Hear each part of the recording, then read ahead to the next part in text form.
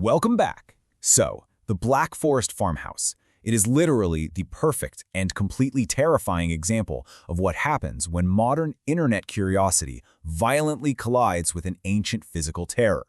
In this explainer, we're diving deep into the events surrounding a group of friends who went hunting for a rumored hidden tunnel. And well, we're going to look at the absolutely logic-defying horrors their cameras managed to capture.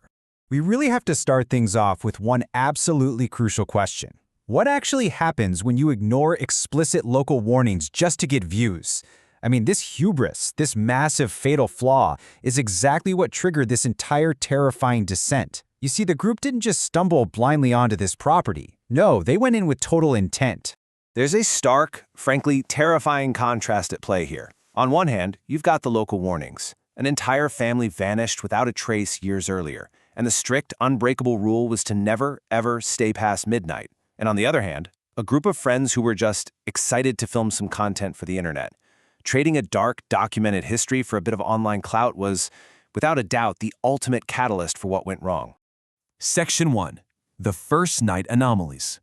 Almost immediately after they settled in, the house began to react. And I'm not talking about creaky floorboards. Their cameras captured these highly specific, really visceral sensory details.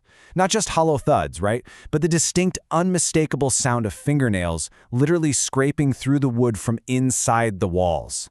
It's this deliberate, physical threat just echoing through the very structure of the farmhouse. And the escalation was incredibly fast. They arrive in the evening, and then they deliberately push right past that midnight curfew the locals warned them about. Big mistake, because at exactly 3:13 a.m., the power completely cuts out. Poof! Gone! And in that sudden darkness, they spot a pale woman outside the window. But here is the truly terrifying part. They were on the second floor. Yeah, a physical impossibility that forced them to realize, okay, we're dealing with something completely beyond reason here.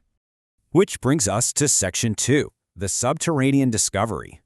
Now, desperate for answers, they actually didn't run away. Instead, they decided to investigate.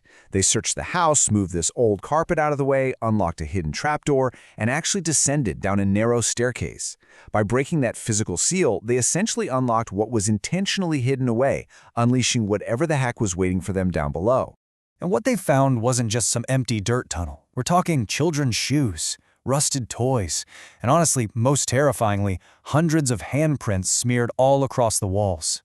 It's just a deeply haunting inventory, and it suggests a tragic, massive scale of past victims who were trapped in that exact underground space.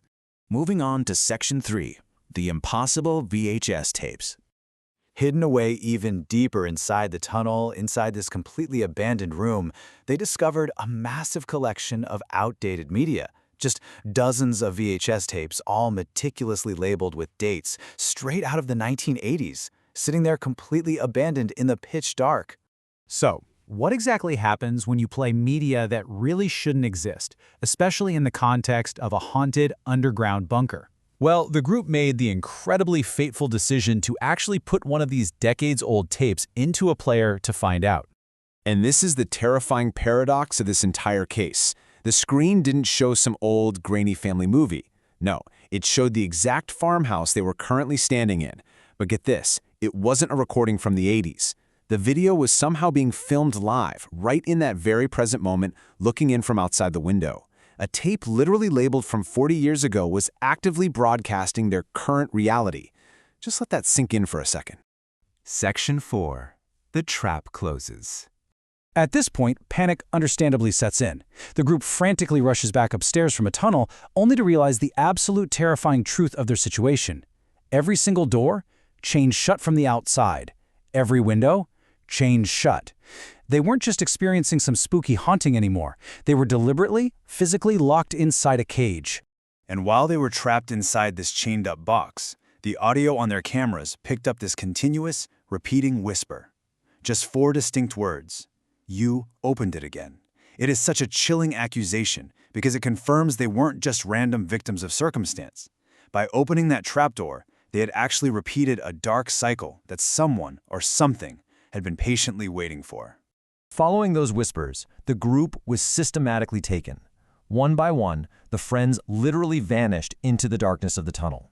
It leaves us with this undeniably horrifying final image of the night. One lone survivor, hiding up in the attic, completely trapped, just listening to footsteps, slowly, methodically, climbing the stairs right toward them. Which brings us to our final part, Section 5, the aftermath. So days actually passed before anyone intervened. The police eventually arrived to investigate the property, and what they found was a completely, utterly empty house.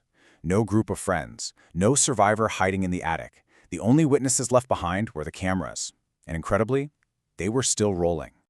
The breakdown of that final tape reveals a deeply haunting visual. That camera left up in the attic captured the door opening completely by itself. And then the screen just fills with dozens of pale faces. No screaming, no violence or attacking, just smiling silently, staring directly into the camera lens. It's almost like this quiet, totally terrifying victory. But here's the thing. The investigation doesn't just end in a dusty police evidence locker, because that final footage was somehow uploaded anonymously online, and internet sleuths quickly noticed an impossible anomaly hidden right there in the final frame. One of those smiling faces actually moves closer to the screen every single time the footage is replayed. It's like the haunting literally digitized itself. So I gotta ask, if this digitized anomaly is real, and the entity inches closer with every single view, how many times have you hit replay? Are you inadvertently bringing the Black Forest haunting closer to yourself right now? Something to think about. Thanks so much for joining me on this explainer.